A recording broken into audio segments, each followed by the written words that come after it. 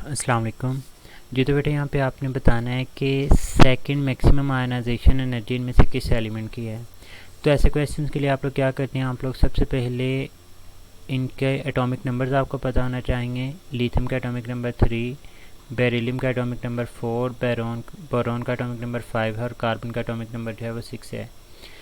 जितना neutral element में atomic number है वो बेसिकली रिप्रेजेंट करता है नंबर ऑफ़ प्रोटॉन्स को। जितने नंबर ऑफ़ प्रोटॉन होते हैं उतने ही इलेक्ट्रॉन्स होते हैं।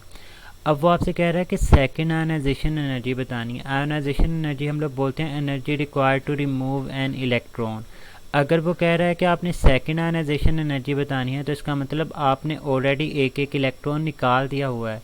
फिर उसके बाद आप लोग सेकेंड आयनाइजेशन एनर्जी की बात करते हैं, दूसरे इलेक्ट्रॉन निकालने की बात करते हैं। तो अगर मैं लिथियम में से एक इलेक्ट्रॉन निकाल दूँ तो आपके पास 2 इलेक्ट्रॉन्स पीछे बच जाएंगे। अगर बेरिलियम 4 में से तो हमारे पास 3 इलेक्ट्रॉन्स बच जाएंगे। बोरॉन में से एक इलेक्ट्रॉन निकाल दूँ तो मेरे पास 4 इलेक्ट्रॉन बच जाएंगे। इसी तरह से यहाँ पे हमारे पास 5 इलेक्ट्रॉन बच जाएंगे।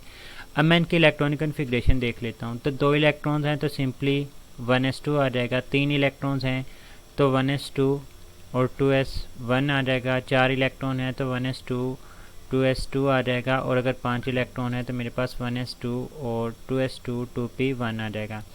इनमें से किस में इलेक्ट्रॉन निकालना मुश्किल होगा? तो जो शेल न्यूक्लियस के जितना नज़दीक होता है उसमें से इलेक्ट्रॉन निकालना मुश्किल होता है। तो सिर्फ हमारे पास यही फर्स्ट वन ऐसी ऑप्शन है जिसमें वैलेंस इलेक्ट्रॉन जो है वो फर्स्ट शेल से बिलोंग कर रहा है, मतलब आपको फर्स्ट शेल से इलेक्ट्रॉन निकालना है। तो इसके लिए आपको बहुत ज़्यादा एनर्जी लगानी पड़ेगी। तो इस वजह से हम लोग बोलेंगे कि जो लिथियम है इसकी मैक्सिमम सेकेंड आयनाइजेशन एनर्जी होगी।